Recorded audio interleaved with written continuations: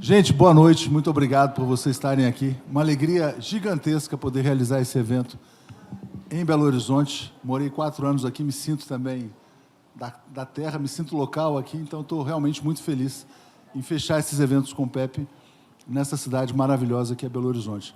Antes de falar um pouquinho mais, eu queria convidar o reitor, Dr. Stump, para fazer uma saudação inicial. Quero agradecer a ele pelo espaço, realmente fantástico. Muito obrigado, viu? Muito obrigado em nome do 247. Boa noite. Em nome desta instituição, tenho a alegria de desejar a todos vocês, a todas as boas-vindas e sucesso nesse debate. Saúdo, assim, com grande carinho, o nosso deputado Rogério Correia. Eu estava dizendo o seguinte no colegiado da escola: quando um político se dispõe a vir uma instituição de ensino superior para debater, isso já é sinal de que ele leva a verdade a sério, que não é um negacionista.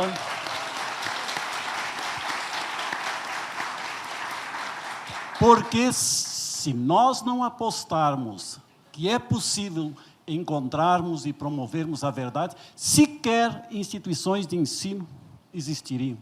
Não existe ciência sem a possibilidade de encontrarmos a verdade. Então, isto é um sinal de que ele, pela sua trajetória, está compromissado com a busca da verdade, da ciência, da educação.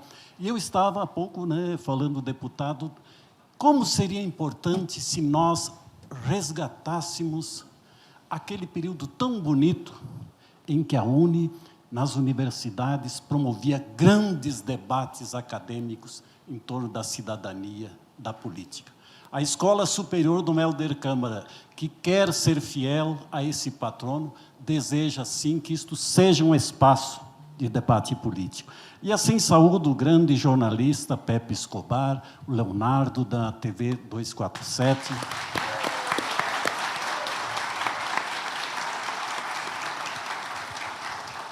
E deixo aqui para representar no debate o professor Kivong Bizarro, que é o nosso pró-reitor.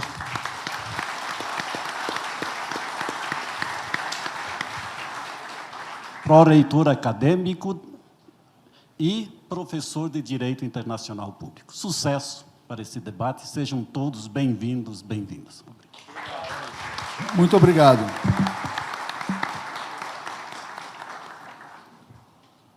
Bom, gente, então, feito aí o agradecimento à instituição, ao professor, ao reitor, queria dizer que realmente é muito gratificante poder realizar esse último encontro dessa viagem do Pepe aqui em Belo Horizonte, porque eu me sentia muito mal, né? A gente já tinha feito vários encontros 247, Porto Alegre, São Paulo, Rio de Janeiro, Brasília, e o pessoal falava, e Belo Horizonte? Né? E Belo Horizonte? A gente não podia esquecer, até porque eu me sinto mineiro, eu sou nascido em Brasília, mas meus pais são nascidos em Minas Gerais, em Uberlândia, meus filhos são nascidos em Belo Horizonte, morei aqui de 1997 a 2001, hoje, inclusive, pude fazer um flashback, fui levar o Pepe para comer uma comida mineira, e aí eu escolhi um restaurante que era do lado da rua onde eu morava, que era a Rua Orange, tem um Dona Lucinha ali na Padre Odorico, todo mundo deve conhecer esse restaurante, aí passei em frente ao meu prédio, fiquei imaginando como é que seria a minha vida, né? Se eu tivesse continuado em Belo Horizonte, porque o destino ele é imprevisível, mas, obviamente, não lamento ter tomado os rumos que eu tomei profissionalmente. Fui editor do Estado de Minas aqui de 1997 a 2001. Depois passei 10 anos na revista Isto é Dinheiro. Em 2011, criei o site Brasil 247 e depois a TV 247 em 2017. Logo que nasceu a TV 247, a gente começou a fazer, pouco tempo depois, essas primeiras lives com o Pepe Escobar. Eu conheci por meio de um jornalista que tinha feito uma entrevista, quer dizer, já conheci o Pepe há muito tempo, porque o Pepe já era uma celebridade do jornalismo de muito tempo atrás, quando ele atuava no jornalismo cultural também, né, na Ilustrada, na Folha de São Paulo, em outros meios. Mas essas lives sobre geopolítica foram essenciais, não só para formar um público interessado no tema internacional, mas para ampliar a minha própria compreensão sobre o Brasil, né? Por que o Brasil viveu o que viveu nos últimos anos? Por que a gente sofreu um golpe de Estado? contra a presidente Dilma Rousseff, a quem a gente presta aqui também todas as homenagens, né, e de quem eu tenho muito orgulho de ter como amiga pessoal, né? Por que tudo isso... Viva Dilma! Por que tudo isso aconteceu no Brasil nesses últimos tempos, né? Ninguém falava mais em imperialismo, as pessoas achavam, não tem mais esse papo de imperialismo, isso acabou. O Brasil precisou sofrer um golpe para que as pessoas abrissem as mentes, né, para o que está em curso no mundo. E cada vez mais eu tenho a percepção de que é impossível compreender a nossa situação interna sem levar em consideração o que se passa no mundo, né? Eu acho que no dia de hoje também vai ser muito importante ter a presença aqui do professor Kim Wong, porque ontem, em Salvador, no 25 de abril, a gente lembrou os 50 anos da Revolução dos Cravos, né? E esse processo revolucionário em Portugal, uma data histórica também, abriu um processo para a grande emancipação da África também, das antigas colônias, foi muito importante. E não foi coincidência que ontem a gente tinha o presidente de Portugal falando em reparação, e o Brasil também falando em reparação da escravidão, e a gente estava na cidade mais negra do Brasil ontem, que era Salvador, tratando desse tema. Sobre a África também, o Pepe vai poder colaborar muito nesse debate, porque ele vive boa parte do tempo na Rússia, e a Rússia vem tendo um papel essencial também no processo de libertação dos povos africanos, a decolonização. A gente tem visto alguns processos que podem se tornar, inclusive, revolucionários, né? A presença do Rogério Corrêa é fantástica. O Rogério é o melhor amigo da TV 247 no Parlamento Brasileiro, isso eu posso dizer com certeza. O Rogério sempre na luta, nunca recusou um convite do 247 em qualquer circunstância, né? Então, ele está sempre conosco. E eu acompanho o Rogério há muito tempo, desde quando ele enfrentava, vamos dizer assim, os coronéisinhos aqui de Minas Gerais, né? Os oligarcas aqui das Minas Gerais. O Rogério lutou muito, né? Teve momentos aí de sofrer perseguições também, e faço votos de que ele possa ser o próximo prefeito de Belo Horizonte, né? Torço muito pelo Rogério. Opa, não sabia. Rogério em BH. Lula lá, Rogério em BH, é isso aí. Pronto, é isso aí, valeu. E outra coisa também, eu estava vindo para cá, muito calor em Salvador, né, no último evento, e aí a gente passou pelo Rio de Janeiro, Salvador, São Paulo, e viajando para cima e para baixo. Aí eu trouxe uma mala só, falei, fiquei sem camisa, agora não tem mais roupa e tal. Aí ontem eu ganhei em Salvador de presente, e essa camisa me salvou, mas eu estou muito feliz em estar usando essa camisa aqui da Palestina Livre. Palestina Livre. E por quê, né? Porque quando a gente fala, aliás, outra coisa interessante, né? A gente fechar essa turnê, vamos dizer assim, em Belo Horizonte, Minas Gerais, o Estado da Liberdade, né? É o Estado que representa a luta pela liberdade brasileira, a luta pela soberania. Foi muito triste ver o 21 de abril, né? A gente não sabe se chama de inelegível, de cavernícola, de não sei mais o quê, fazendo um evento no 21 de abril, né? Logo ele, né, que está mais para Silvério do que para Tiradentes, fazendo um evento lá no Rio de Janeiro e reunindo aquelas pessoas de camisa amarela, que são pessoas que não têm a noção do que é soberania, brasilidade. Nós aqui nessa sala, todo mundo aqui realmente ama verdadeiramente o Brasil. Minas representa a luta pela soberania, a luta pela liberdade, pela democracia, por tudo isso. E a luta pela liberdade no mundo hoje se chama Palestina Livre. Então, estou muito feliz com essa camisa, muito feliz pela presença, e acho que o 247 agora, aqui com essa acolhida dos mineiros, a gente estava impressionado com o calor humano de Salvador, mas os mineiros são mais calorosos. Valeu, minerada. Obrigado. Vou passar para o professor Kim Wong aí. Obrigado, gente. Muito obrigado. Só me apresentar. Não, é só fazer umas palavras iniciais e falar sobre isso. Boa noite a todos, a todas. Muito obrigado por estar aqui, por esse momento tão importante da vida, conhecer a todos e a todas, para poder tomar a palavra e falar também, tanto da minha trajetória, bem como da situação do mundo. Eu sou natural da República Democrática do Congo.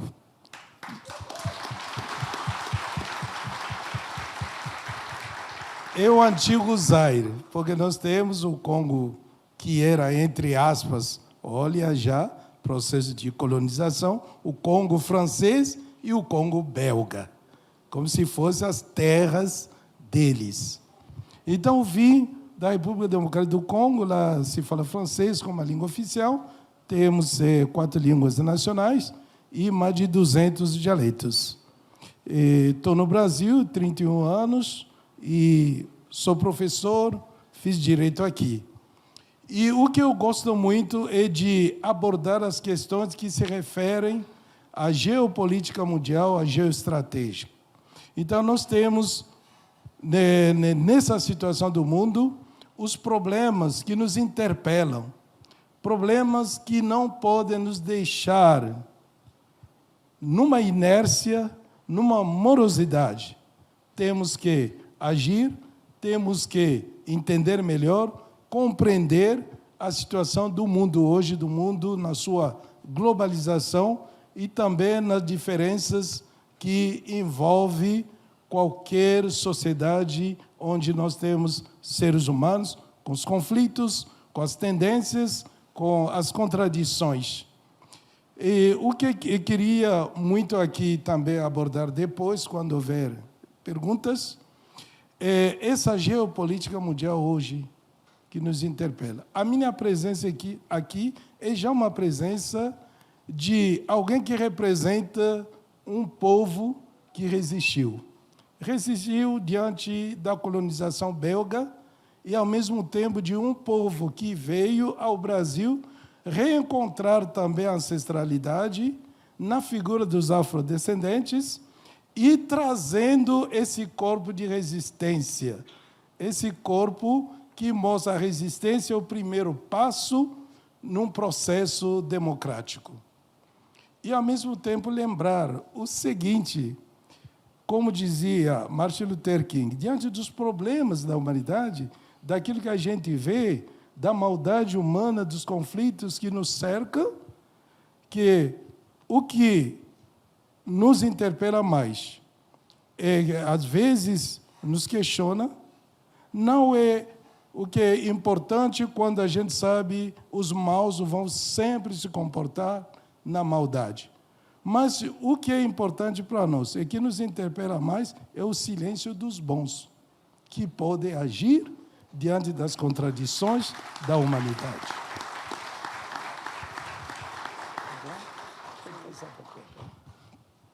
Então, esse é o grande problema.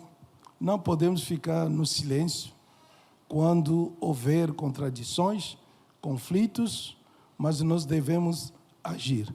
Se não agirmos, o mal vai dar a impressão sempre de vencer. E, diante disso também, que eu sou de um país onde tem mineração, riquezas fabulosas, dizem os doutrinadores, a República Democrática do Congo é um escândalo geológico, porque tem de tudo. Já fomos o primeiro produtor mundial do diamante industrial. Hoje, talvez, segundo produtor. Primeiro produtor do cobalto. Quinto do zinco. E nós temos hoje o problema do coltan.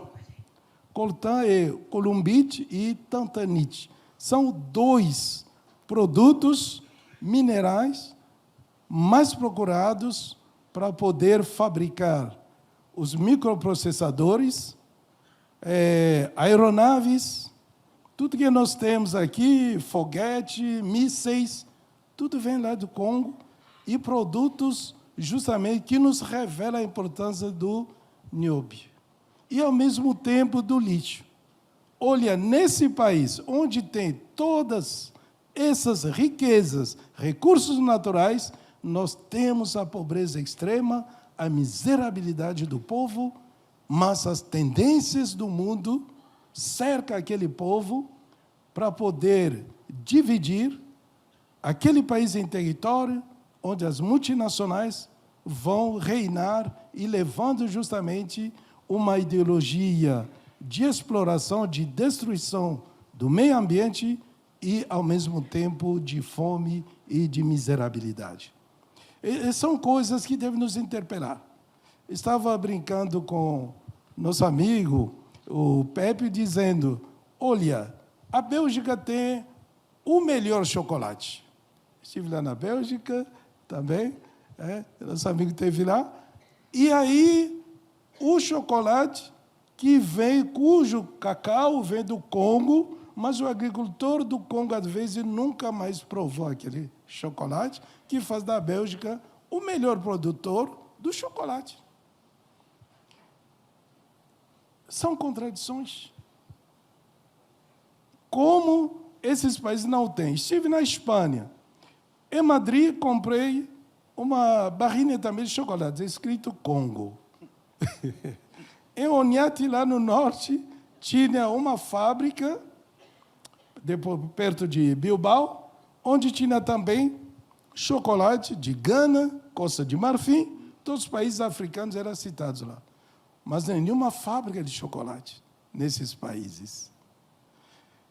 Então, são coisas, para nós, inaceitáveis, para que possamos ver por que esses países tornaram-se lugares para a busca de recursos naturais, para desenvolver o Ocidente, mas ele não se importa para levar aquele modelo de desenvolvimento onde haveria realmente a participação daqueles povos e, ao mesmo tempo, levar a verdadeira democracia.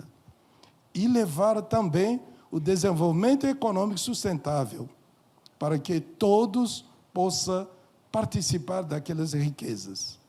Meus pais já se foram, pisando numa terra recheada de diamante, de ouro, mas jamais receberam eletricidade na casa onde eles moravam. Mas na Bélgica, onde passei, tudo estava lá.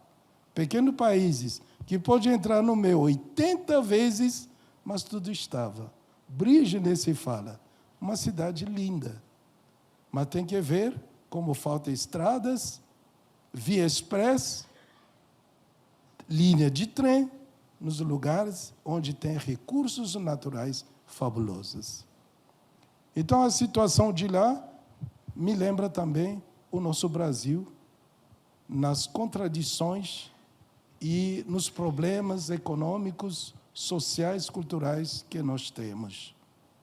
Alguns lugares pode perguntar a alguém se já esteve no parque ecológico, vai dizer nunca, porque vai pensar ou alimentar a família ou gastar o dinheiro para pagar a entrada de um lugar onde vai desembolsar R$60, enquanto a família precisa disso.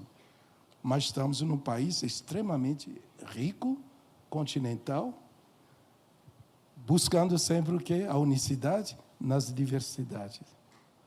Eu gostaria, justamente, quando eu cheguei, já estávamos nesse processo democrático do Brasil. Cheguei em 17 de março de 91. O Brasil já tinha o ministro da Economia, Zélia, na época, confiscando o dinheiro do povo, cortando os 13 que estava no cruzeiro, aquelas notas que a gente tinha, uma pilha, e depois a gente corria à noite para poder abastecer o carro, porque havia uma grande inflação. Depois veio o processo de impeachment. Então, conheci as grandes figuras da nossa política. Morei no estado do Rio de Janeiro, em Barra Mansa.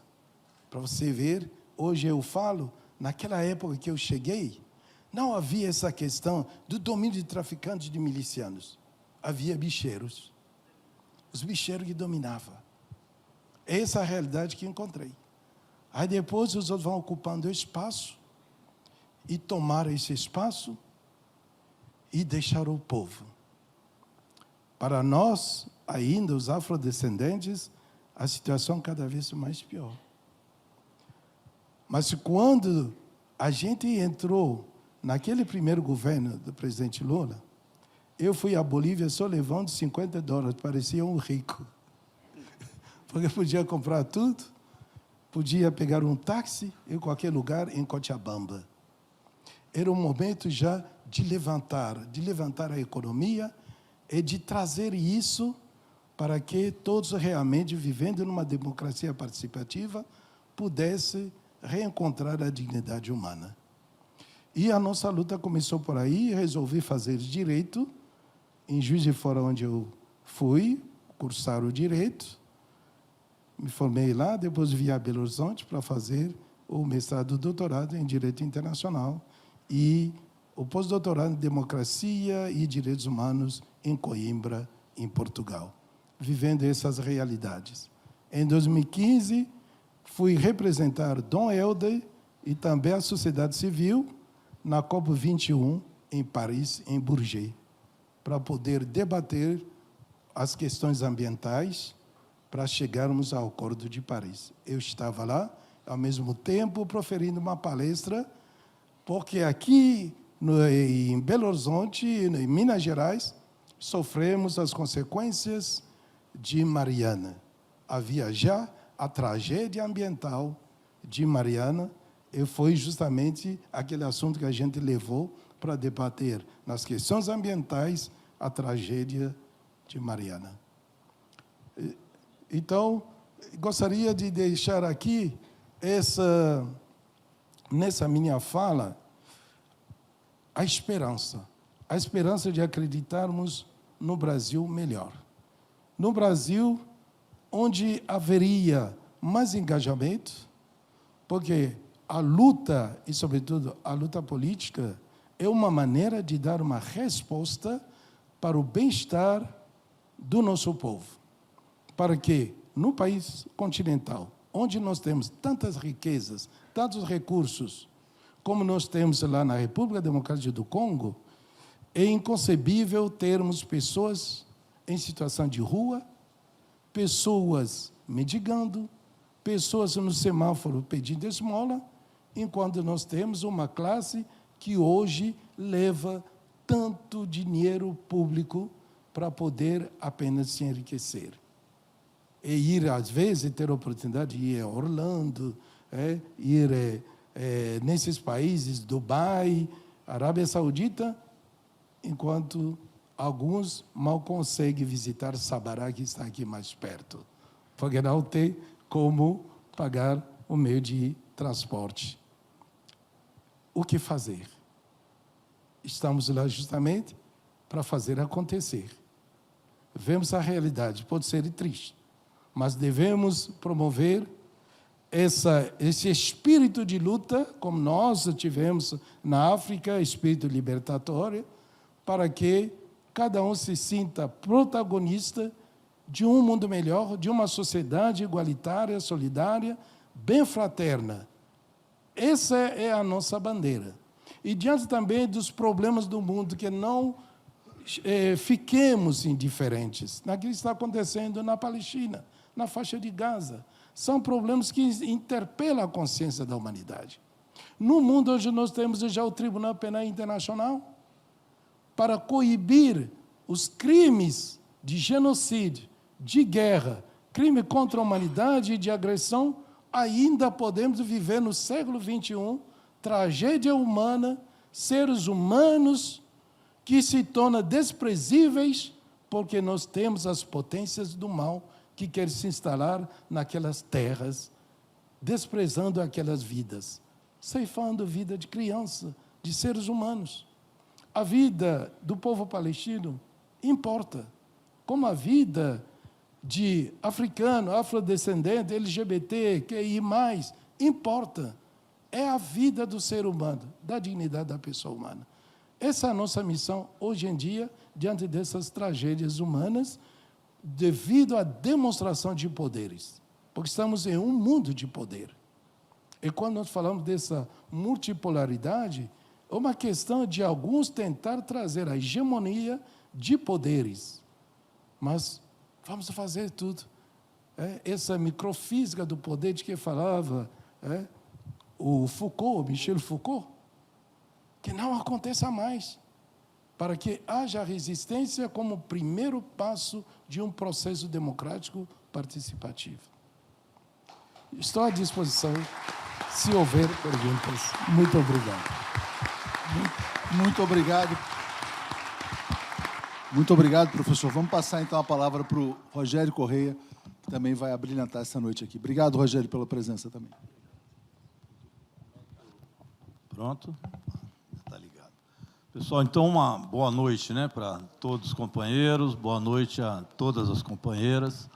Eu quero iniciar, então, cumprimentando o professor Kiu Yong e também ao nosso reitor aqui da Dom Helder, Paulo Stanf, que está aqui também conosco. Está aqui. Então, nosso reitor e o professor, eu tive um filho e uma enteada que foram seus alunos, aluno e aluna, e sempre falaram muito bem do senhor e também da Dom Helder Câmara. Então, se formaram aqui também em Direito. Então, estar aqui também é uma honra de ter tido 2 filhos, né, que foram aqui também educados na universidade. E a gente sabe a qualidade do ensino que nós temos aqui. Então, eu queria, em primeiro lugar, agradecer o espaço que nos foi cedido e a parceria feita com a Universidade Dom Helder Câmara. Queria cumprimentar também o Pepe Escobar, que nós vamos, daqui a pouco, ouvi-lo. Eu vou falar pouco, porque você que vai falar desse mundo multipolarizado e qual que é o papel do Brasil nele. É uma tarefa difícil compreensão, mas que a gente vai arranhando e conhecendo cada vez mais as consequências. E o professor colocou muito bem as consequências disso, por exemplo, na África. E muita coisa se assemelha às consequências aqui no Brasil. E agradecer e parabenizar o 247, Léo Atushi, agradecer toda a sua equipe. Eu não vou citar os nomes, não, para não cometer injustiça. Mas eu estou sempre lá na TV 247, com um jornalista, uma equipe maravilhosa que você tem. E o 247 agora virou uma potência, né? Eu sou mais 247 de popularidade que a Globo, viu? Nós aqui estamos... Virou uma potência no sentido de formação, inclusive, dos nossos quadros à esquerda, do campo progressista. É impressionante tantas pessoas que eu encontro pelo Brasil afora, não só aqui em Minas Gerais, que me veem e acompanham pelo 247. Você está sempre lá no 247, estou vendo suas entrevistas lá, gosto muito de você e comenta cada uma das questões que são lá levantadas. Então, o papel que vocês estão desempenhando no jornalismo, o Atushi, é muito importante, e outros vêm também seguindo a trilha que o 247 iniciou, e é muito importante no Brasil para fazer o papel da resistência ao neofascismo que se tenta implantar no Brasil e no mundo. Eu queria começar dando um presente aqui, presenteando o Léo Atushi e o 247 com o relatório da CPMI do golpe. Aqui são 3 volumes, 370 páginas, e, claro, fora o que existe nos anexos. Mas é um relatório muito completo do que foi a tentativa de golpe no país. Trabalho muito bem feito na Comissão Parlamentar Mista de Inquérito. A nossa relatora foi a senadora Elisiane Gama, e nós aprovamos por maioria. E infligimos uma derrota ao bolsonarismo no Congresso Nacional, que é histórica. E eles acabaram vendo que essa derrota vai lhes custar caro. Este relatório nós entregamos também para o Paulo Gonet, o Procurador-Geral da República. Ele disse que está sendo seguido por ele para a apresentação da denúncia que virá depois. E, seguindo esse relatório, não há outro caminho para Jair Bolsonaro senão a prisão. E podem esperar, porque isso vai acontecer. Então, eu vou deixar o relatório, Atushi, para que vocês possam ter, porque é um documento histórico. Dentro lá da Câmara Federal, já existem lá um memorial que nós colocamos da tentativa de golpe e da quebradeira. e encontra-se numa das partes, exatamente no final, o relatório da CPMI, como conclusão dos trabalhos do que aconteceu lá. Então, fica aí esse presente aí para o 247, por merecimento da cobertura que vocês deram, que foi fundamental ao nosso trabalho na CPMI. Eu deixei também um resuminho aí para vocês, é um resumo da CPMI do golpe, e eu estou falando isso porque tem tudo a ver com o assunto, ô Pepe. Por que tem a ver o assunto? Esse mundo multipolarizado é um mundo onde o capital se multipolariza, onde as disputas do capital não deixam de existir. E essas disputas, é claro, os países que eles chamam de periféricos, os países mais pobres, os que têm um desenvolvimento humano menor, os países explorados são os que mais sofrem com esse mundo polarizado, multipolarizado. Mas sofrem os povos pobres desse país e, às vezes, os povos pobres mesmo de países mais ricos. Ou seja, quem sofre com esse processo todo são os pobres, porque essa multipolaridade é ainda multipolaridade existente no interior de um capitalismo, e de um capitalismo que se move dentro do neoliberalismo. E isso vai provocando cada vez uma riqueza maior, empresas cada vez mais bilionárias, que distribuem os seus dividendos através dos bilionários do mundo inteiro, que geralmente estão entre aqueles que são os donos reais, através do que eles compram das ações, mas que dominam cada uma dessas empresas. Então, se vocês pegam a Vale, por exemplo, que foi privatizada, privatizaram a mineração. Quando privatizaram a mineração, deixaram para o Brasil, para os países da África, a função de exportar o minério bruto. E é isso que nós fazemos. As nossas siderurgias foram liquidadas, foram também privatizadas. E nós passamos apenas, através da Vale, principalmente, exportar minério. Essa é a função do país, exportar o minério. A produção de aço, a industrialização, isso não é papel do nosso país. Então, com isso, o minério vai, e onde tem minério, a exploração é absurda e o meio ambiente sofre, como é o caso de Minas Gerais. E aqui foi de tal monta essa exploração que Minas Gerais virou uma espécie de queijo suíço das mineradoras. E nós tivemos, recentemente, 2 tragédias criminosas, uma delas, a das maiores tragédias ambientais do mundo, que foi o rompimento da barragem Mariana, e a outra das maiores tragédias humanas do mundo, onde foram soterrados pela lama 370 pessoas e tinham 2 mulheres grávidas. Foram, portanto, 372 vidas, porque estavam a 30 segundos da lama. O plano de fuga que a Vale tinha, ou não tinha, mas que estava escrito, e nós fomos descobrir depois, é que, se caso rompesse, ela sabia que as pessoas teriam, para sair do refeitório, exatos 30 segundos para ficar longe da lama, e onde elas tinham que caminhar quilômetros, ou seja, estavam fadados à morte. Quando a gente descobriu isso na CPI de Brumadinho, a gente viu que as empresas cometeram um crime.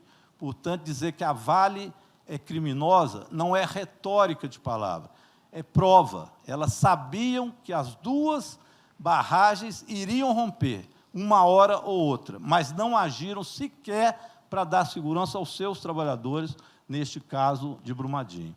O caso de Mariana, na memória da gente, quando você lembra de Mariana, é ver as pessoas em cada comunidade, em cada cidade, esperando chegar a lama que caminhava pelo rio, e depois a entrada daquela lama no mar, no Espírito Santo.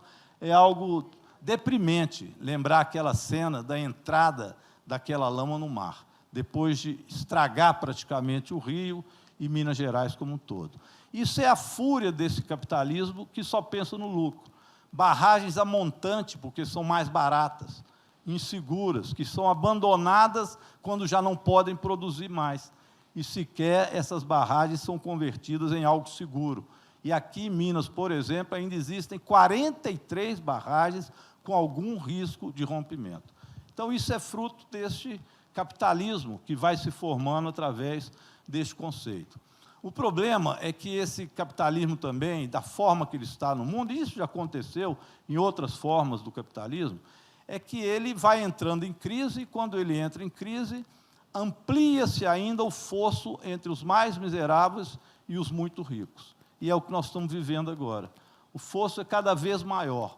Pessoas ficam cada vez mais ricas, porque essas empresas são um mega negócio.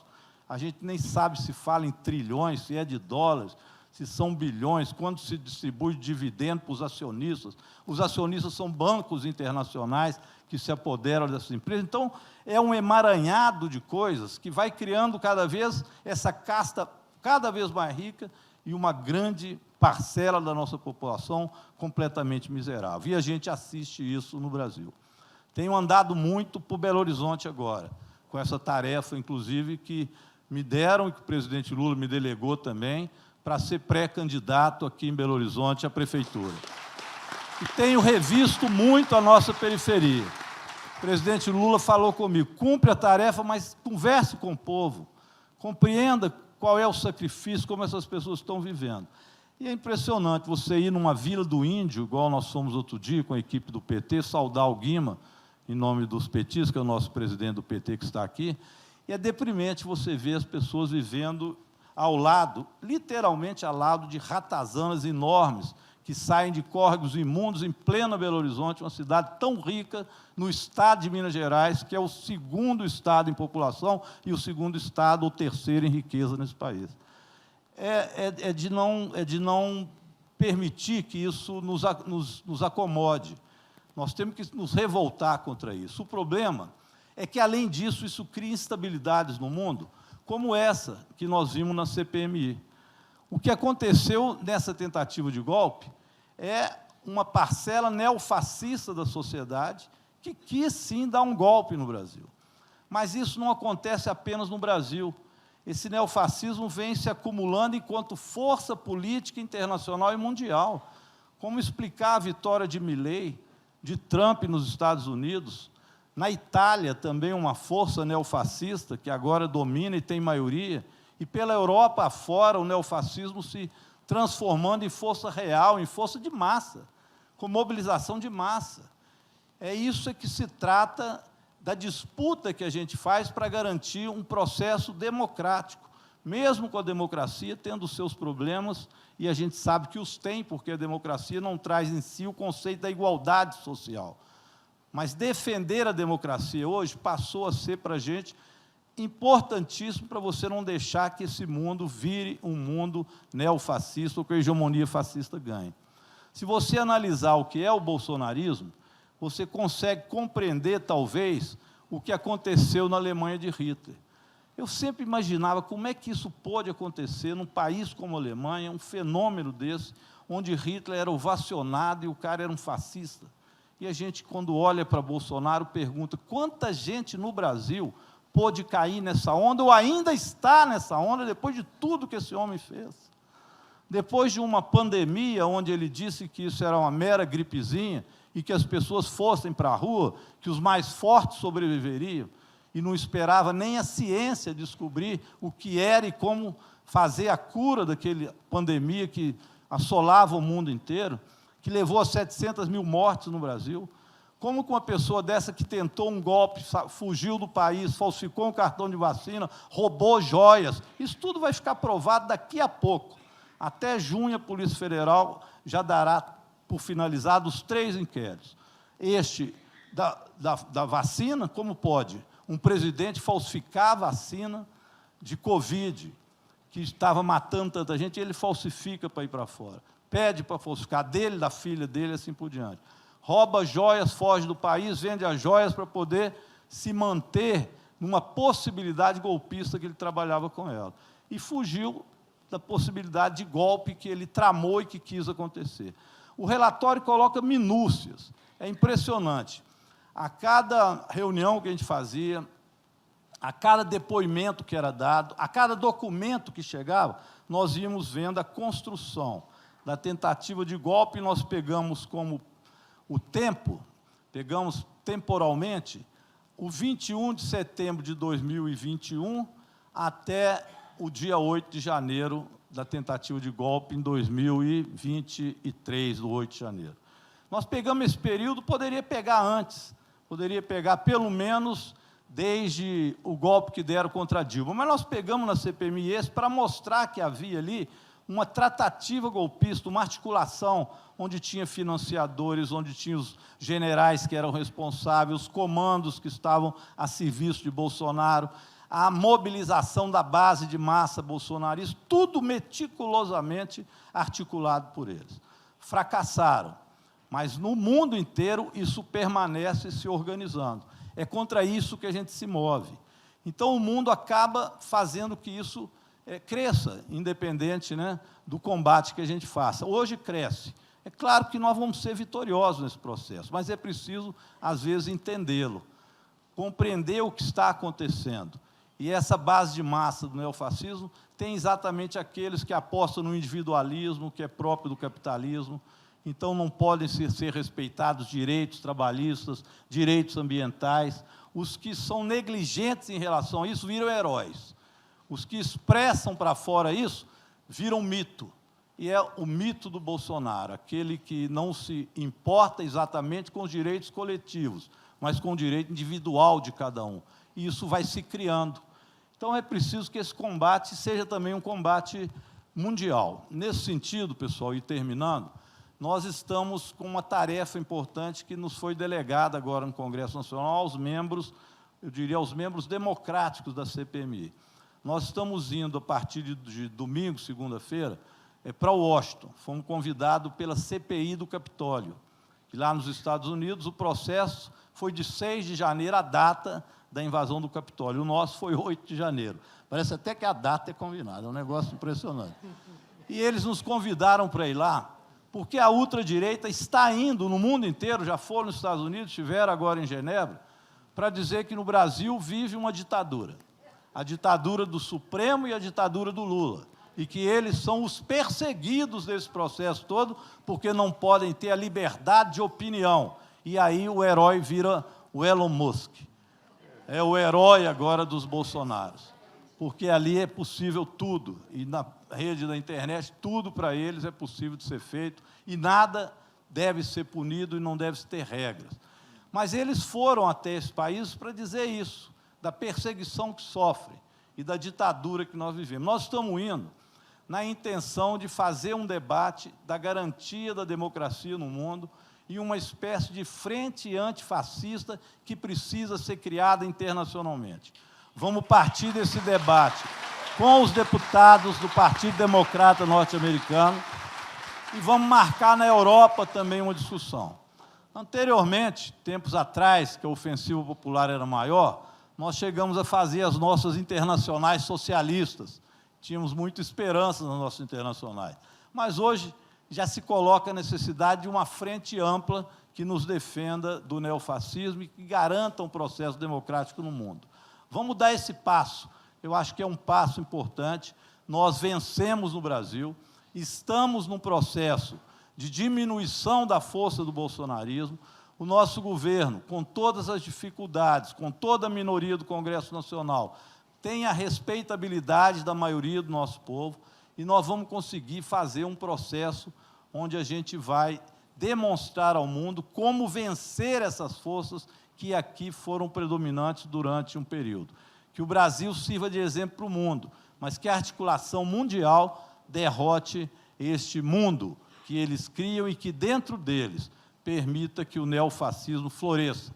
E é preciso que esta flor, que não é bem-vinda e não é cheirosa, que esta flor do fascismo ela seja decapitada do ponto de vista político. Então, um abraço a todos e todas. Parabéns aí ao 247.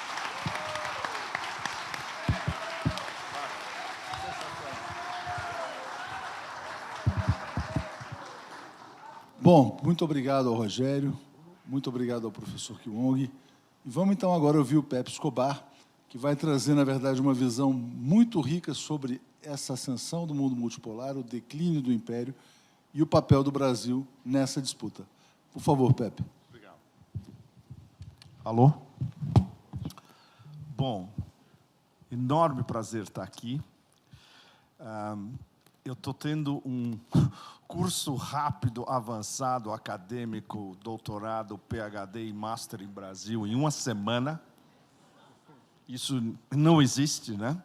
Eu sou o privilegiado alvo, desde que eu cheguei aqui na quinta, com 12 horas de atraso. Bem-vindos ao Otanistão. O Otanistão tem voos de 12 horas de atraso agora. Bom, também.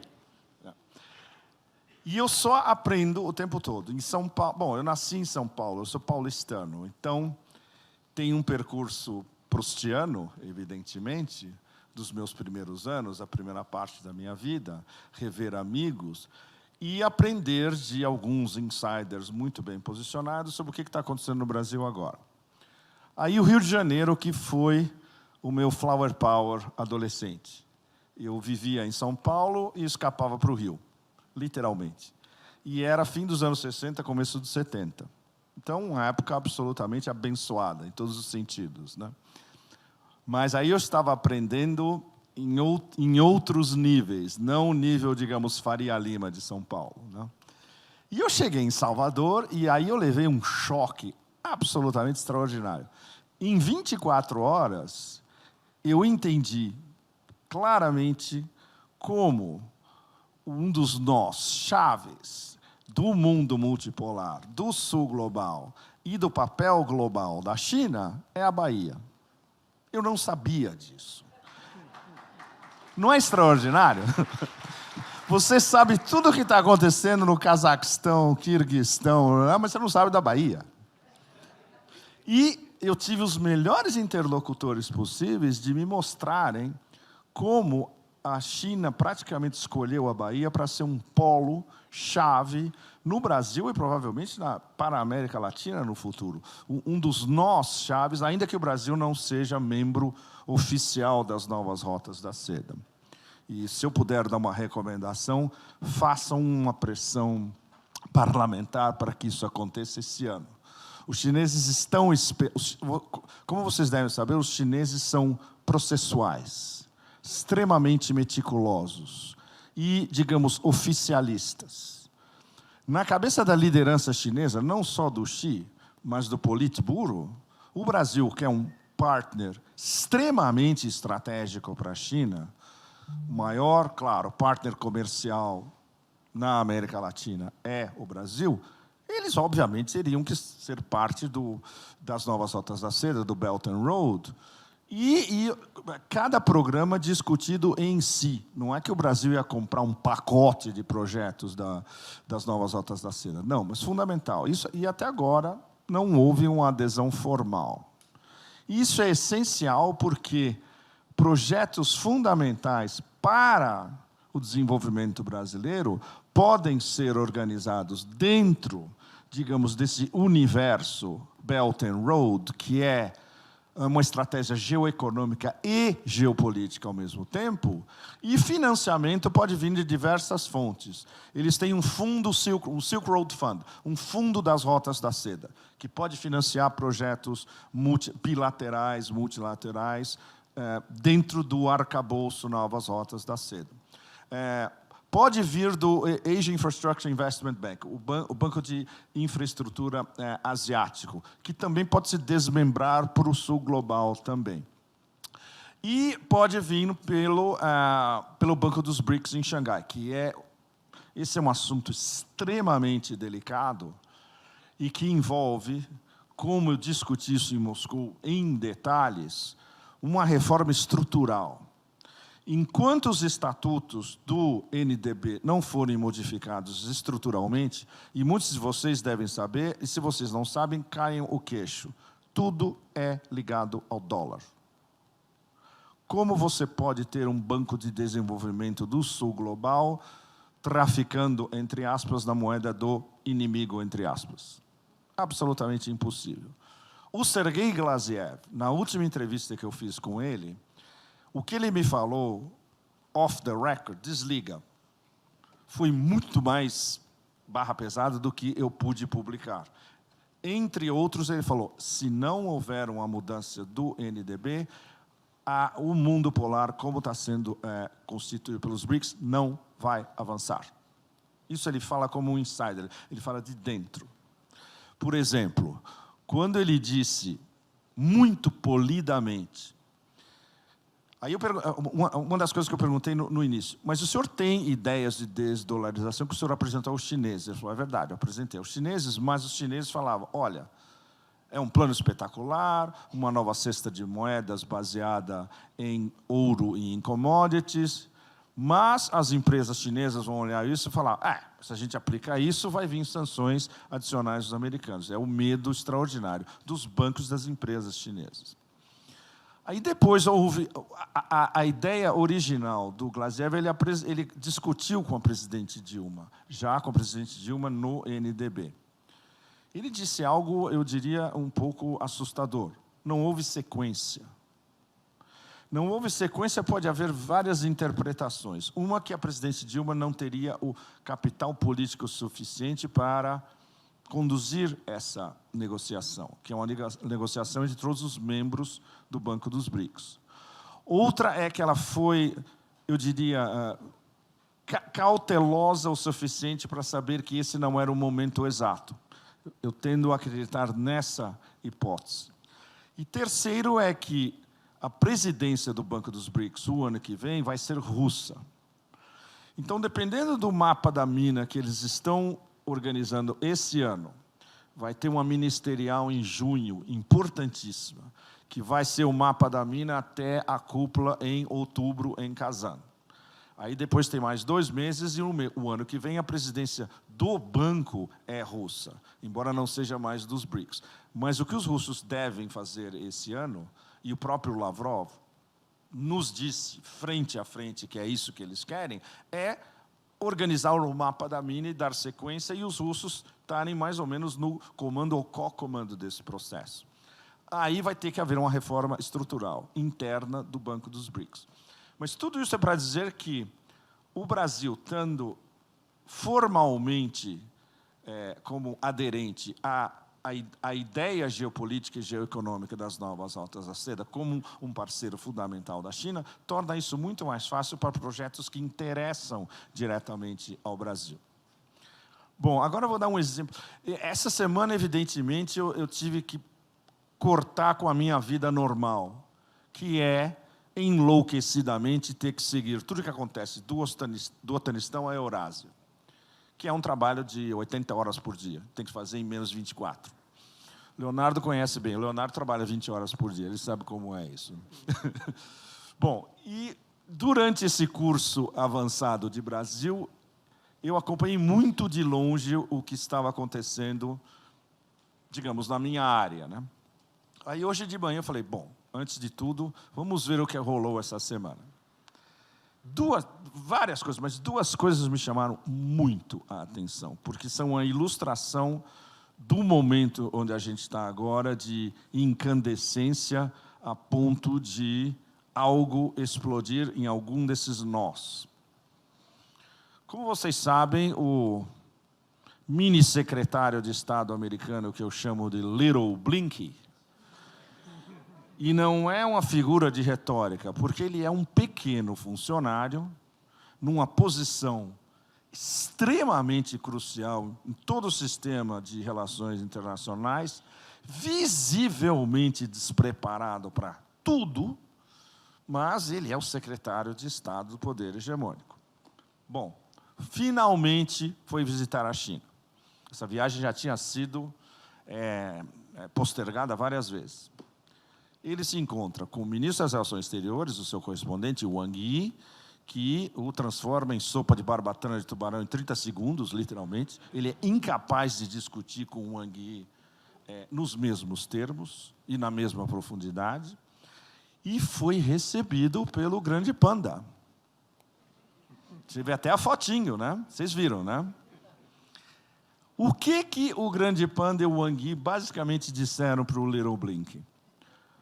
Você vai ter que fazer uma escolha agora. Ou seja, a China, que o recebeu sem cerimônias, sem tapete vermelho, sem jantar especial, sem super encontros de 2 horas, nada. Foi uma coisa estritamente formal, burocrática e protocolar. Vocês vão ter que fazer uma escolha agora. Ou é cooperação ou é confrontação.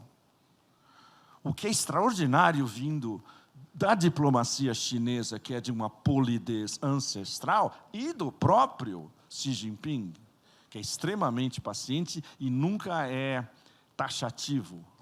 Isso é praticamente um ultimato aos americanos, não aos americanos, entre aspas, mas a essa administração, que é uma administração de psicopatas, e prevendo uma próxima administração Trump, que na primeira semana vai vir 15 mil sanções novas contra a China.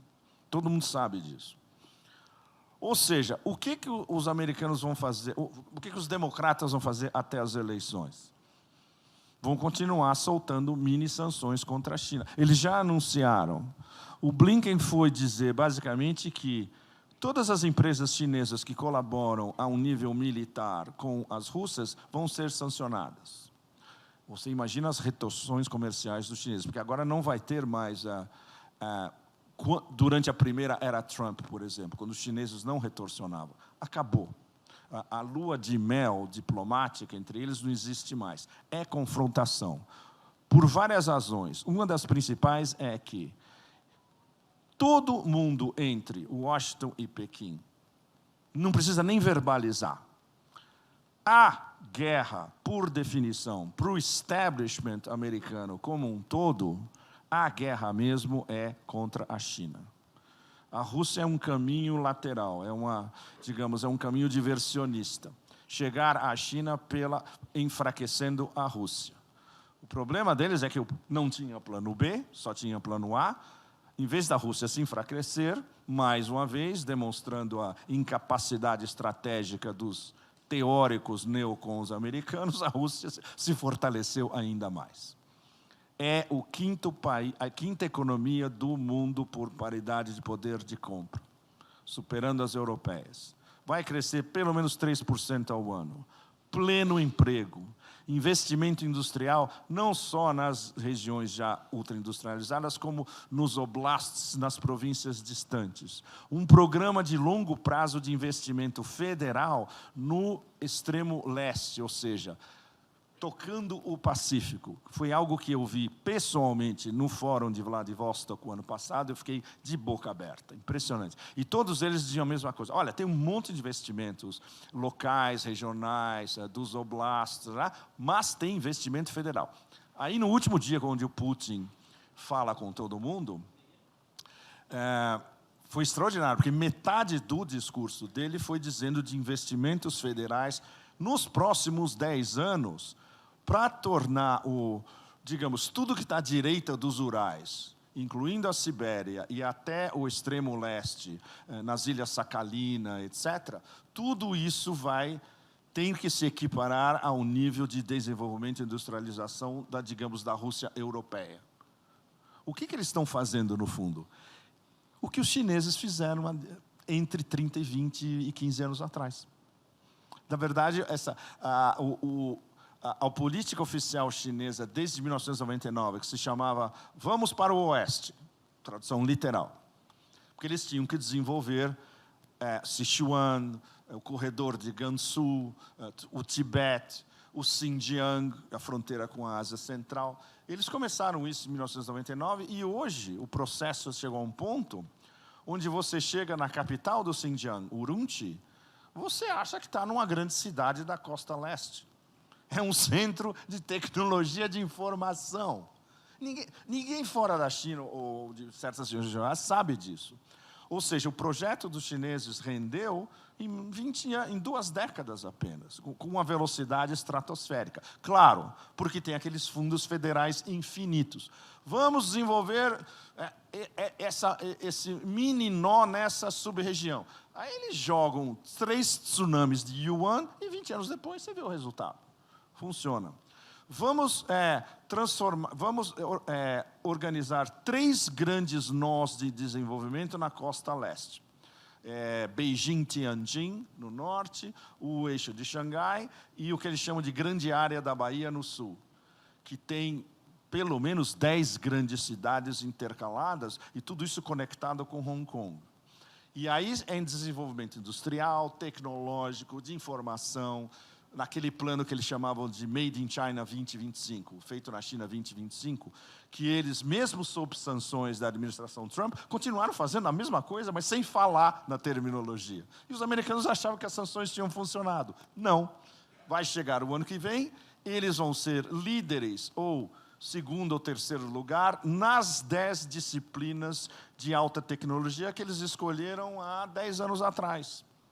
Ou seja, e não é nem plano quinquenal, Rogério e o meu grande amigo, novo amigo Sebastião.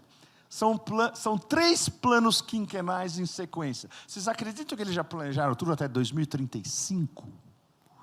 De desenvolvimento interno na China, nas diversas regiões, nos diversos nós, e nessa industrialização, a velocidade regular e, às vezes, em alta velocidade, do centro até o extremo oeste, que o extremo oeste, para eles, é estrategicamente importante porque todos os vizinhos são da Ásia Central.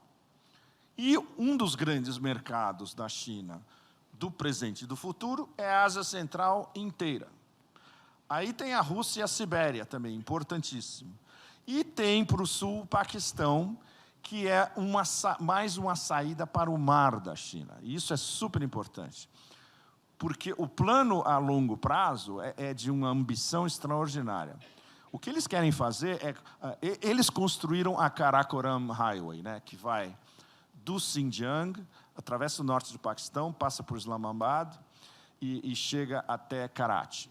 Eles querem fazer uma duplicação, mais tarde, num gasoduto. E isso faz parte do que eles chamam de Corredor Econômico China-Paquistão, que é o grande projeto das novas rotas da seda na região inteira. Ou seja, isso tudo está pensado até 2030, até 2035, justamente. Ou seja, o que um governo de um Estado-civilização como a China, e como Putin olhou a China e falou, claro, eu vou fazer algo semelhante, mas conceptualmente, no fundo, é o mesmo, e aí o Brasil pode aprender lições de Estados-civilização em termos de desenvolvimento nacional, baseado em capitalismo produtivo, não em capitalismo especulativo financeiro. Esse sistema chinês de industrialização de polos por polos, nós por nós, região por região, e depois unificando tudo isso, mas a diretriz vem do governo federal, isso é algo que o Brasil pode adaptar para o modelo brasileiro. E é exatamente o sentido de que, em cada um desses fóruns especiais da China, o Boao Forum, por exemplo, ou mesmo em reuniões dos BRICS, reuniões da Organização de Cooperação de Xangai, por exemplo, Xi Jinping fala diretamente, não é que vocês têm que copiar o nosso modelo, vocês têm que olhar para o nosso modelo de desenvolvimento e ver os nossos sucessos, e vocês podem adaptar os nossos sucessos para as condições locais. Não é que existe um modelo chinês de desenvolvimento, não. Você não pode comparar a tradição histórica, o volume, e, claro, e o volume de capital investido da China, o mundo em desenvolvimento não tem tudo isso. Mas você pode copiar, digamos, certas lições desse modelo de desenvolvimento.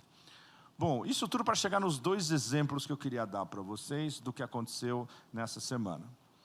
A China, oficialmente, deu a essa administração americana e a próxima, porque eles já estão olhando a próxima, vocês vão ter que escolher e nós vamos reorganizar a nossa estratégia geopolítica e geoeconômica em função da resposta de vocês.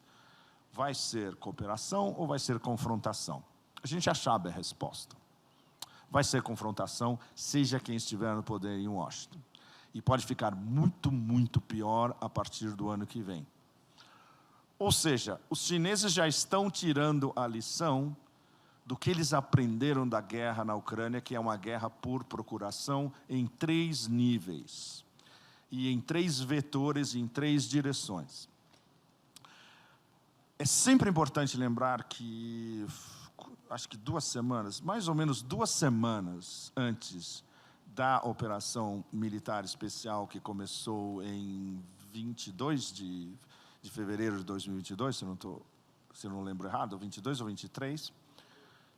22, né? Então, Xi Jinping e Putin se encontraram em pessoa. Putin basicamente disse, olha, estão forçando a minha mão, eu estou sendo pressionado. Tem 100 mil ucranianos armados até os dentes na linha de contato, do lado do Donbass, com armas da OTAN, pressionados para fazer uma blitzkrieg gigante, basicamente passar por cima do Donbass, e vai haver um massacre de civis, essencialmente. Eu não posso permitir isso vis-à-vis a minha própria opinião pública. E as nossas informações de inteligência são fidedignas e elas dão até uma data. Vai acontecer até o fim de fevereiro, exagerando março. E não tem muito tempo, eu tenho que tomar uma decisão agora e nós vamos fazer um ataque preventivo, no fundo. Não é que Xi Jinping aceitou, mas ele entendeu o fato de que a escolha não havia escolha para a Rússia estava encurralada por essa ofensiva da OTAN, justamente, e que tinha que haver uma resposta radical, como foi. Ninguém sabe se eles discutiram as ramificações geoeconômicas de tudo isso. Ninguém sabe, isso nunca vazou de nenhuma fonte. Mas a gente pode inferir, e nós pudemos inferir logo depois, inclusive depois em conversações em Moscou, de que a Rússia estava preparada para que o Ocidente jogasse tudo contra eles, como jogou. Vocês imaginam uma economia que não é uma enorme economia, a economia russa, era o quê? Menos de 3 trilhões por ano. Mas você é cortado do SWIFT de um dia para o outro. Você tem 15 mil sanções contra tudo que você exporta, fabrica, comercia, importa, etc. e tal. Além disso, você tem um exército gigantesco, o maior exército da OTAN, não sendo membro da OTAN oficialmente, e com todo o armamento, e toda a inteligência, e todos os satélites da OTAN por trás te segurando, invadindo uma área contígua à sua fronteira. E você é completamente isolado do Ocidente em todos os sentidos, desde você não pode mais viajar direto de Roma para Moscou e vice-versa. Você tem que fazer um detour, seja por onde for, pela Turquia, por Dubai, por Catar, etc.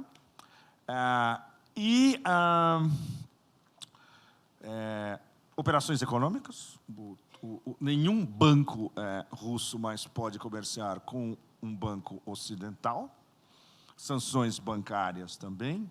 Chegando mais tarde ao ponto de que, com ameaças de sanções adicionais, por exemplo, você está no Quirguistão ou no Cazaquistão, você tem um cartão MIR, que é o Visa ou Mastercard russo. Depois de tanta pressão, eles cortaram, inclusive, quem estava no Cazaquistão ou Quirguistão, de usar os cartões MIR. E, o mais extraordinário, roubaram 286 bilhões de euros de ativos russos, estacionados em bancos europeus. Roubaram. Eles dizem, we froze, congelamos. Não. Congelaram? Não. Basicamente roubaram porque agora, finalmente, depois de várias tergiversações, eles aprovaram que os juros acumulados de tudo que foi roubado, que dá mais ou menos uns 3 bilhões de euros por ano, eles vão transferir para a Ucrânia. Ou seja, o Sul Global já entendeu a mensagem. Nosso dinheiro não está seguro no Ocidente como um todo, nos Estados Unidos e nos bancos europeus. Ou seja, a Europa acabou de se dar mais uma facada nas costas monstruosa geoeconômica. Mas, é claro, tenta racionalizar isso com aqueles paspalhos em Bruxelas. Impossível, né? Ou seja, os chineses olharam e falaram, bom, a Rússia tem poder de fogo para sustentar tudo isso, mas eles têm um poder de fogo militar que nós chineses ainda não temos. Mas é de uma estupidez tão extraordinária em termos estratégicos, você comprar uma briga com uma potência nuclear, militar e hipersônica. Só mesmo aqueles que têm um QI abaixo da temperatura ambiente entre Washington e Bruxelas são capazes de fazer algo assim. Ou seja, não estranha que eles fazem algo assim. O que nos estranha é essa sua capacidade de se suicidar tão rápido. Bom, Os russos e os chineses, porque essa parceria estratégica é ao mais alto nível. Ela é política, econômica e ela é militar, estratégica e militar também. Então, eles falam, sobretudo, não só a nível de Ministério das Relações Exteriores e Ministério de Defesa, mas entre o Xi e o Putin direto, porque eles se telefonam e se falam o tempo todo, além de as 5, 6 vezes que eles se encontram face a face por ano, todo o ano. A parceria estratégica entendeu que essa guerra é uma guerra em 3 níveis, como a gente falou agora há pouco.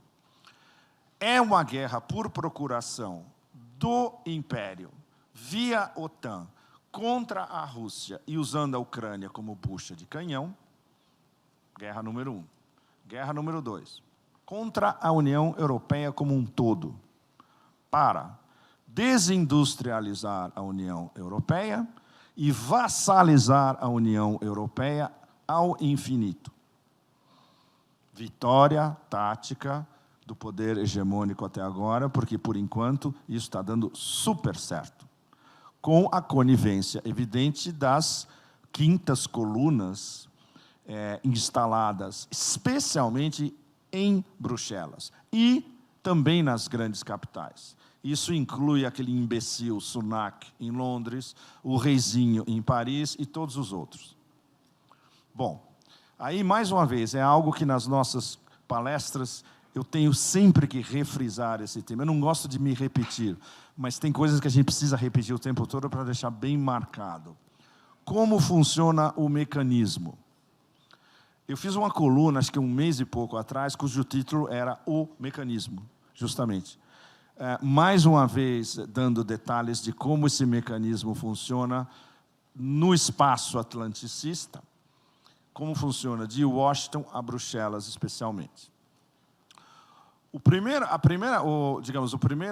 nível do mecanismo, lá em cima, é o 0,001%. Quem controla o jogo são esses. A elite global são esses. A maioria absoluta dos nomes são invisíveis. Por quê? Eles não vão a Davos, eles não vão ao Bilderberg, eles não dão entrevista, eles não aparecem, mas eles detêm o poder financeiro. Onde eles se reúnem? Em clubes e jantares privados. Um desses clubes onde eventualmente vaza alguma coisa é o Harvard Club em Nova York.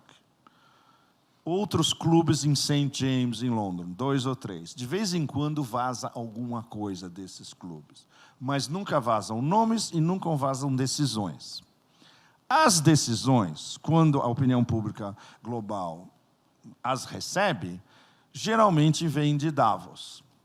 Não é à toa que Davos, todos os principais porta-vozes do 0,001% vão lá. E o organizador de Davos, aquele mini-me indescritível, né? Neto de Nazes, o Monsieur Schwab, ele é um mero porta-voz. Ele foi uma cria dos Rockefeller, ele foi, desde os anos 70, ele está sendo criado para esse papel, e de um outro canadense que chama Maurice Strong. Esses caras foram os conceptualizadores de Davos, do Fórum Econômico Mundial, como ele funciona, como ele agrega, e como quem deve ir, e como quem deve ser seduzido, especialmente, porque muitos progressistas são convidados para ir a Davos, porque aí entra um processo de sedução, que apela a tudo. Ego, projeção mundial, exposição aos, digamos, líderes do mundo, audiências exclusivas, tudo isso. Aí vem agendas como, por exemplo, o Great Reset, o Grande Reset, que é uma mistura perversa de transferência de renda ainda maior da população global, especialmente do sul global, como Sebastião estava se referindo agora há pouco, para o 0,001% que detém o controle do capital financeiro pesado, dos bancos de investimento e, por exemplo, de instituições como a Vanguard, que é muito mais poderosa do que a BlackRock, e a gente não sabe a lista de acionistas da Vanguard, porque é fechada. Todas as grandes famílias e todo mundo que tem real money está na Vanguard. E como é que chama? O acionarismo, não, o poder acionário entrecruzado de Vanguard, BlackRock, State Street e Fidelity, especialmente, essas são as 4 grandes. Para vocês terem uma ideia, são muito maiores do que o JP Morgan e o Goldman Sachs, por exemplo. Goldman Sachs é subordinado a essas 4. Elas têm ações em todas essas outras, em todos esses outros fundos, em todas as grandes multinacionais do mundo. Então, esses 4 é o X da questão. Ou seja, esses 4 a gente pode incluir entre o 0,001% que dita como funciona não é sistema financeiro internacional, o cassino financeiro internacional neoliberal. Bom, o que os russos e os chineses estão discutindo como líderes dos BRICS?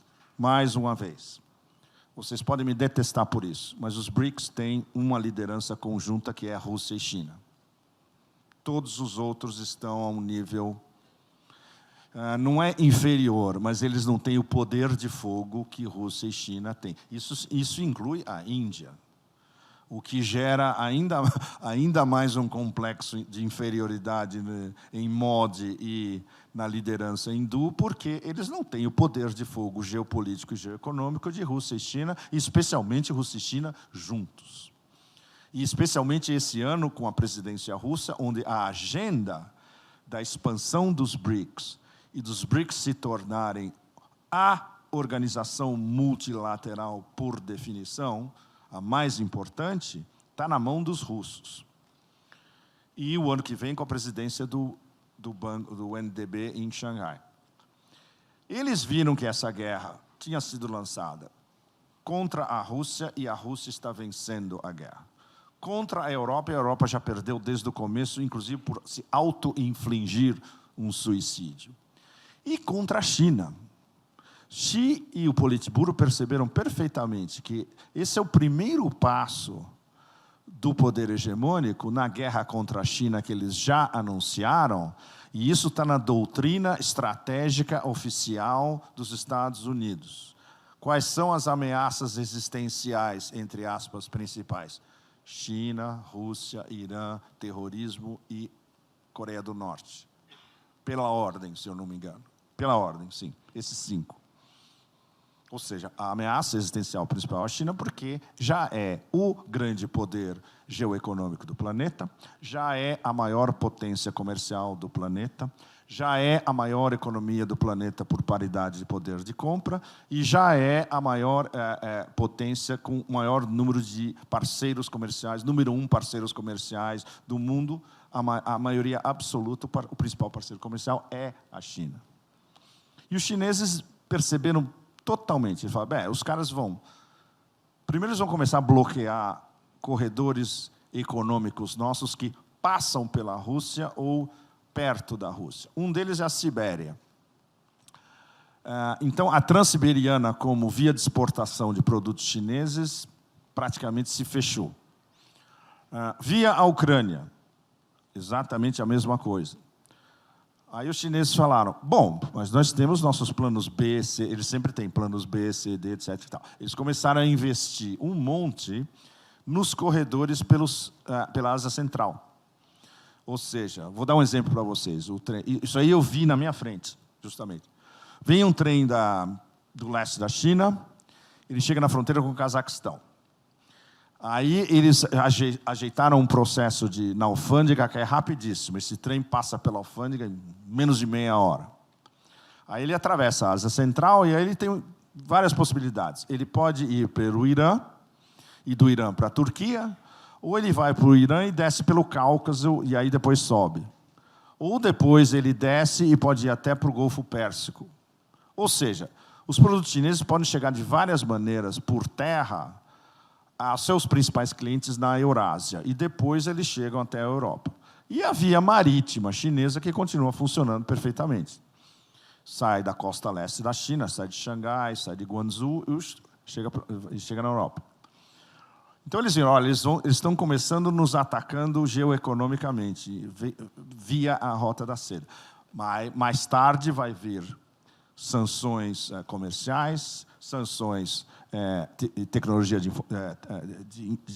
tecnologia de informação. Já na era Trump, por exemplo, as famosas sanções contra a Huawei. E aí a gente começa a ter exemplos práticos de que você pode jogar 10 tsunamis de sanções contra empresas chinesas e não adianta. Eles vão passar por cima de tudo. Porque eles têm centros de pesquisa hiperdesenvolvidos e porque eles têm fundos praticamente infinitos, não só provinciais quanto federais. Exemplo, ninguém estava prestando atenção, um belo dia a Huawei lança o mais como é que chama? Sofisticado telefone portátil do planeta, com 5G, 10G, 1 milhão de G, via satélite, etc., as melhores câmeras e com um sistema operativo chinês. Os americanos falam, mas como eles fizeram isso? Simples. Parece que ninguém visitou o centro de pesquisas deles em Shenzhen, que é um negócio absolutamente extraordinário e futurista, onde eles já têm todas as tecnologias da próxima década sendo aperfeiçoadas. É o que a Samsung fazia no fim do milênio, começo dos anos 2000. Foi a época que eu visitei esse centro da Samsung em Seul, e você via coisas que, por exemplo, em termos de televisões 4K, os caras já estavam testando nessa época. Só chegou no mercado mais 10 anos depois. A Huawei, mesma coisa. A gente está muito mais... a tecnologia de carros elétricos chinesa. Eles nunca se preocuparam com a competição da Tesla, porque eles sabiam que eles iam ultrapassar a Tesla em funcionalidade, em eficiência e em preço. Vê o que está acontecendo no mercado global hoje. Todo mundo quer comprar um carro elétrico chinês. Não mais Tesla. É uma das razões que o Elon Musk está pirando, justamente. Ele está perdendo um mercado. E não é por acaso. Né? Então, Rússia e China perceberam esses 3 degraus da guerra da atual administração americana, mas apoiada por vários setores do Partido Republicano também, contra a Rússia, contra a Europa e contra a China. E isso é um dos fatores principais de como os BRICS têm que se solidificar, não apenas como um clube, mas com uma estratégia a curto, médio e longo prazo de criar um sistema diferente internacional, comercial, financeiro, de trocas econômicas e de pagamentos. A gente está no embrião dessa história, a gente está no comecinho. A complexidade é brutal. Os BRICS ainda não têm um mapa, por exemplo, da desdolarização, mas eles podem ter nos próximos meses. Vocês vão estar entre os primeiros a saber um projeto alternativo que já chegou ao nível do Ministério das Finanças russo, foi aprovado pelo Glaziev academicamente, ele falou, isso aqui funciona. O ministro das Finanças russo gostou da ideia. O Banco Central russo, por incrível que pareça, aprovou a ideia, e isso breve vai chegar no grande urso lá em cima. Na hora que ele der a luz verde, isso vai passar para os outros BRICS, vai ser conversado, espera-se, nessa ministerial em junho, e pode ser apresentado oficialmente para os 10 BRICS em outubro, em Kazan, na cúpula. Bom, quanto aos BRICS em si, Lavrov nos disse diretamente, nós não estamos preocupados em expandir ainda mais os BRICS. A gente sabe que tem uma lista de 40 que continua aumentando toda semana, literalmente. Por exemplo, o Iêmen quer pedir formalmente ser admitidos nos BRICS. Isso seria mais um negócio impressionante, porque a importância estratégica do Iêmen, como vocês estão vendo nessas últimas semanas, com uma medida de gênio absoluta. Olha, a gente controla o Bab el-Mandeb e o Mar Vermelho, e quem vai passar por aqui, passa por nós. Se vocês forem para Israel, se vocês forem apoiar Israel, não passa. Todos os outros, sem o menor problema. Os americanos lançaram a coalizão, os europeus lançaram a coalizão, veio subcoalizão, não sei o quê. Não mudou nada. E chegou a ponto de exasperação do Pentágono, Os caras mandaram um general essa semana, isso é uma das coisas que aconteceu essa semana, acho que passou mais ou menos em branco, mas é super importante. Eles chegaram a um ponto de desesperação tão grande que eles estão transferindo F-16 da Arábia Saudita ali para o lado, de outras localizações, eles estão transferindo para a Arábia Saudita do lado do Iêmen. A gente pode prever que eles vão começar a bombardear o Iêmen ainda mais do que tentaram nessas últimas semanas. Ou seja, já é um clash direto de Washington contra quem está protegendo o Iêmen diplomaticamente por trás. E aí a gente encontra quem? Rússia, China e Irã. As 3 ameaças principais ao império. Ou seja, a cada dia que passa, o clash direto entre o que eu costumo chamar de Otanistão, vocês devem saber as traduções das minhas matérias no Brasil, né?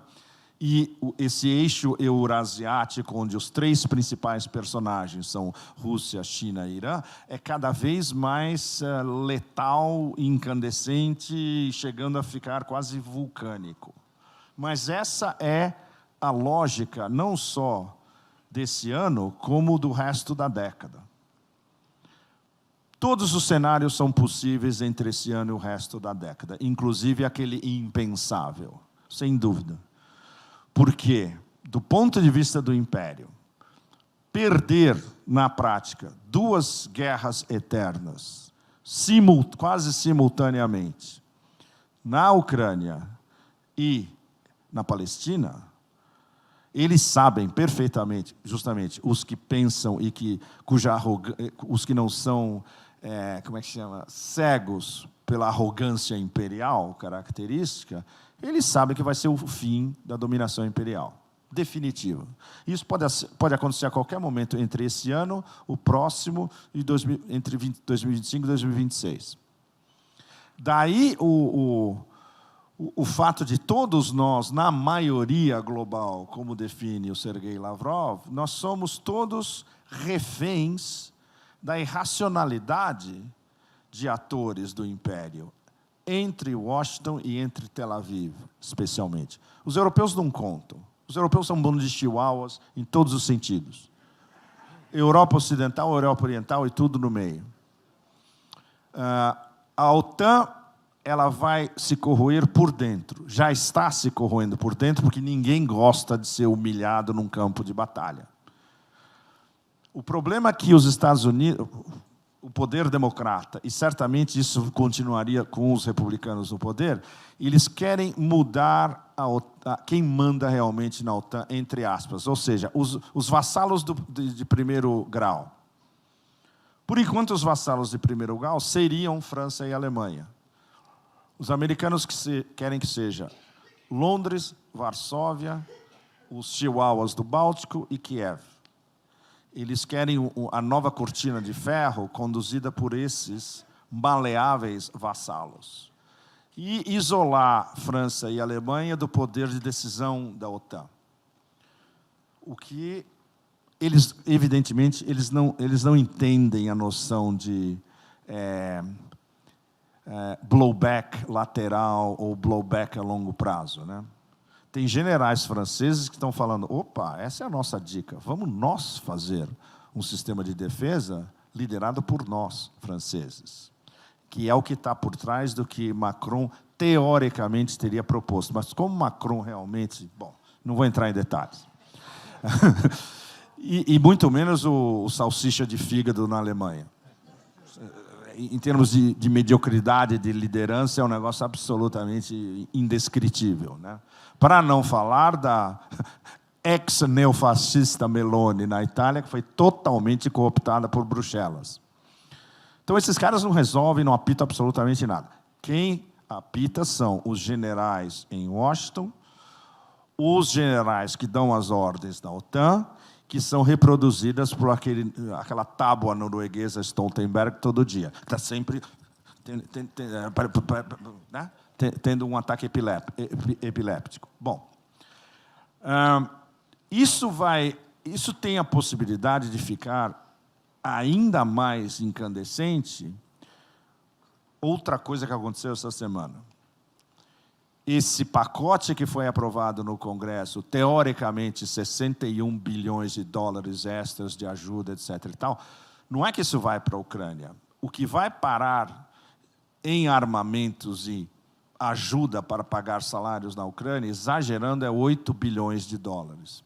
Mas no meio desses 8 bilhões, que ainda assim é um monte de dinheiro, vai vir um monte de mísseis, especialmente anglo-franceses, né? Storm Shadow e Scalp.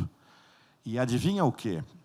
Stoltenberg disse diretamente, numa das suas coletivas, que pode ser usado contra alvos dentro da Federação Russa como defesa da Ucrânia.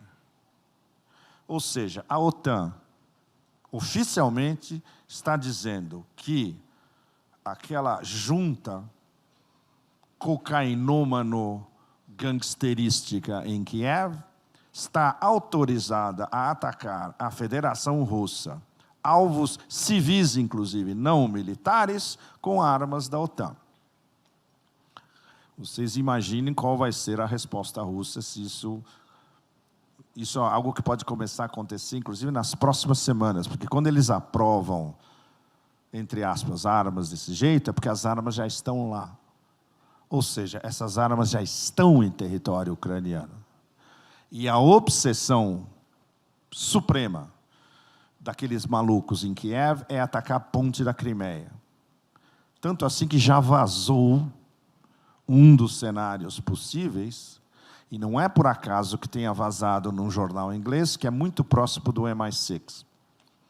Os caras tinham um mapinha dizendo, olha, vai acontecer, nós vamos mandar 100 mísseis, Storm Shadow e Scalp, contra a ponte da Crimeia, junto com uma enxurrada de drones. E deram até uma data, julho. Ou seja, tudo isso já está planejado pela OTAN. Eles vão, é o que a gente chama em poker, né? Eles estão dobrando a aposta, achando que a Rússia não vai passar por cima da sua linha vermelha, que é, nós não atacamos alvos civis na Ucrânia, o que é verdade. É por isso que essa guerra continua. O que muita gente de business em Moscou fala, isso é uma quase-guerra. É uma quase-guerra, porque eles não são os americanos no Iraque em 2003. Eles não estão lá para matar civis. Eles estão lá para neutralizar alvos militares. É o que oficialmente em Moscou se chama desmilitarização. Ataque a alvos militares. E também, muito interessante, algo que evoluiu durante a guerra, deseletrificação. É uma guerra elétrica. Eles estão atacando as instalações elétricas que têm uma função militar dentro da Ucrânia.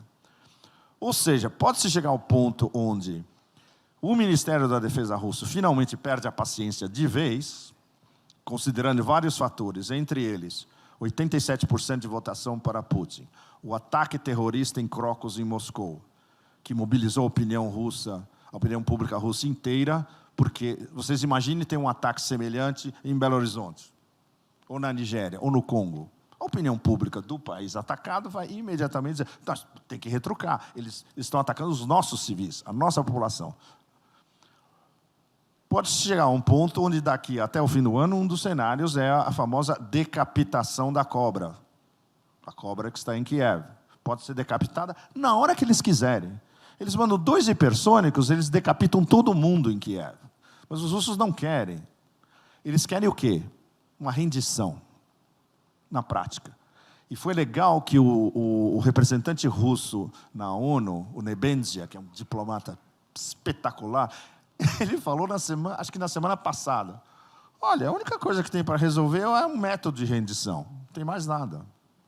E isso todo mundo sabe entre Washington, Bruxelas, Varsóvia, Chihuahuas, e até Kiev.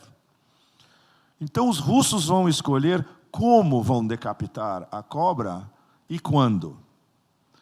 Aí vai estar configurado para o planeta inteiro a humilhação cósmica da OTAN inteira.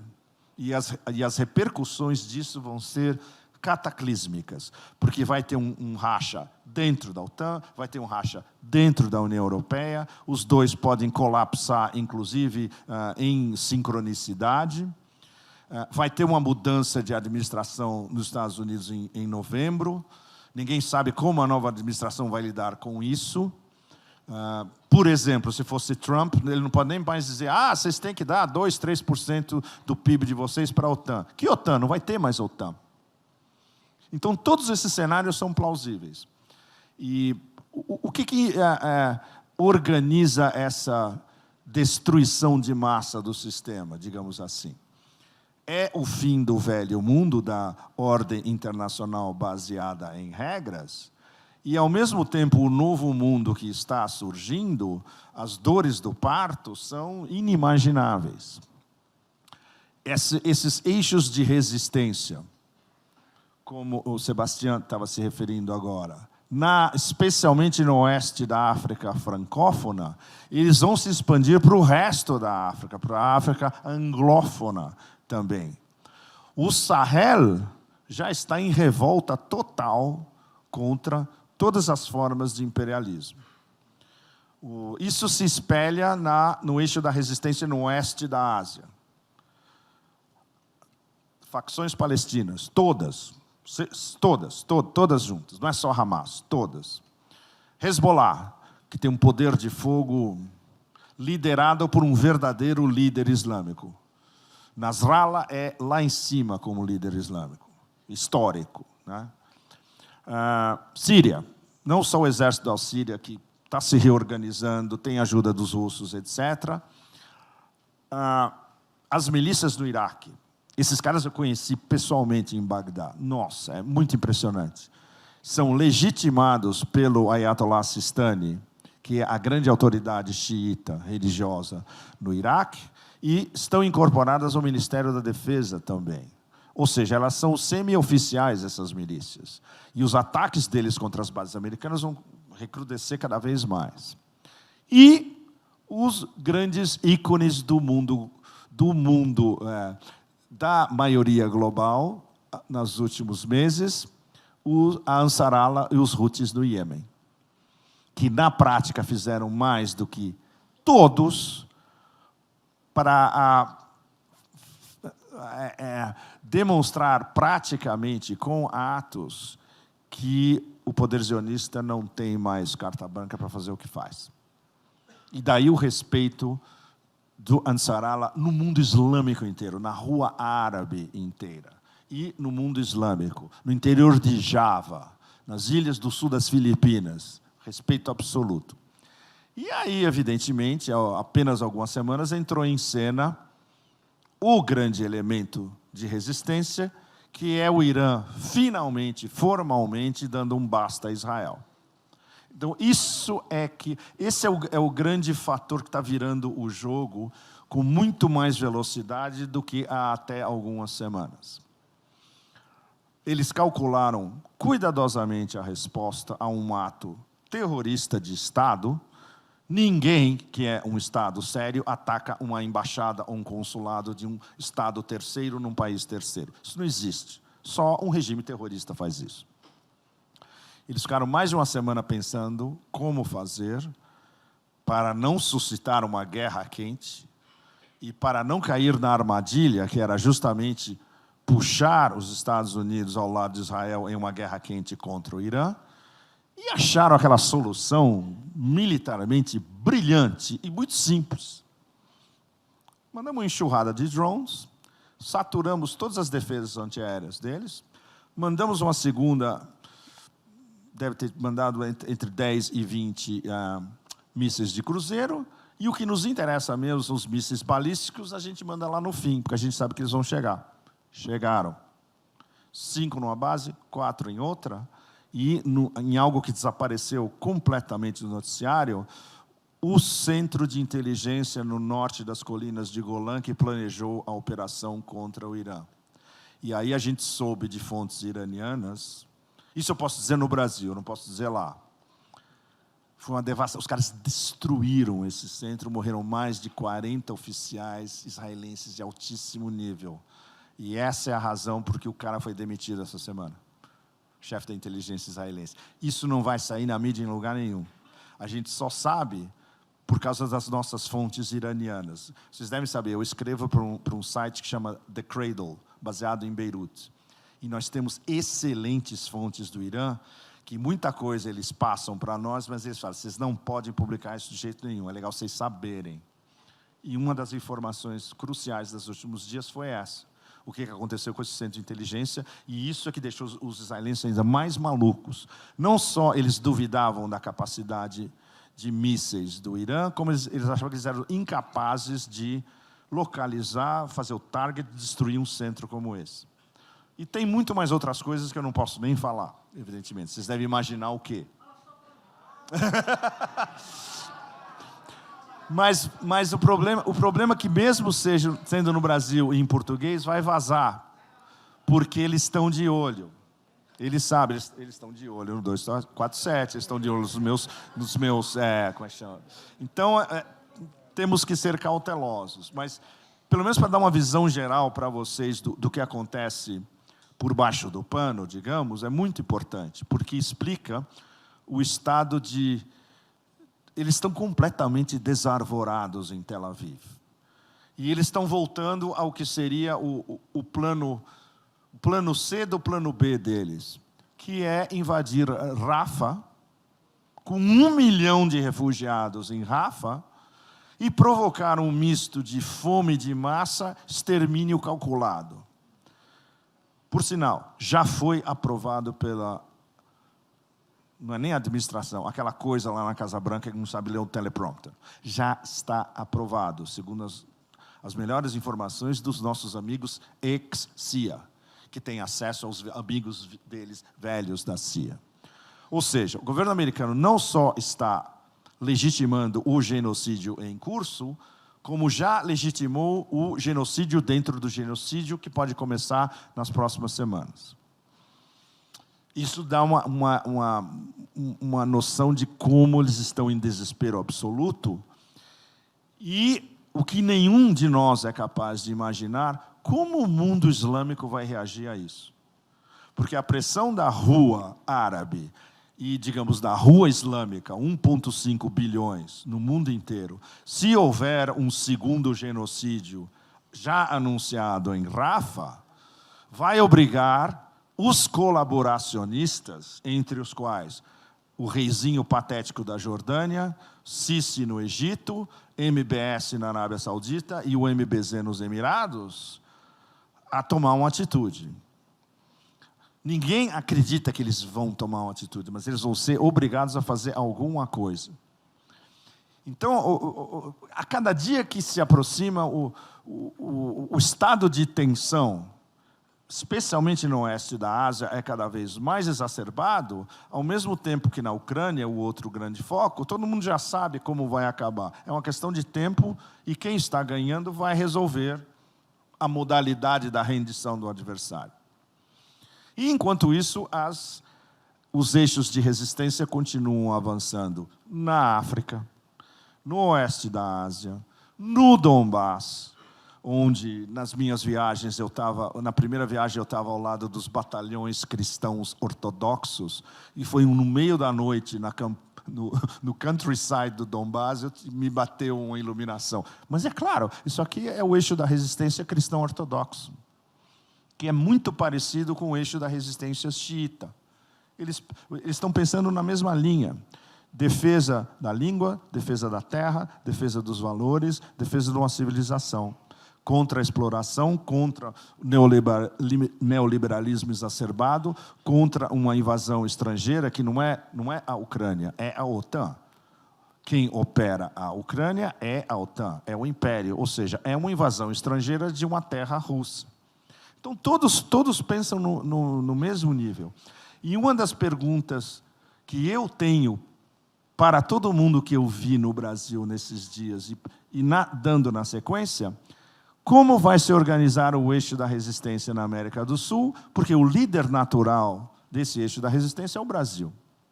Então, essa é a pergunta que eu vou levar comigo, a semana que vem, quando eu voltar, que vai ficar trabalhando até eu começar a ter respostas de vocês, e aí algo que pode ser formalizado e que pode ser apresentado aos outros eixos de resistência. Olha como o Brasil está organizando a América do Sul, a nova América do Sul. Então, eu deixo vocês, por enquanto, com pelo menos um tom um pouco mais auspicioso no meio do negrume absoluto que nos envolve. Então, obrigado.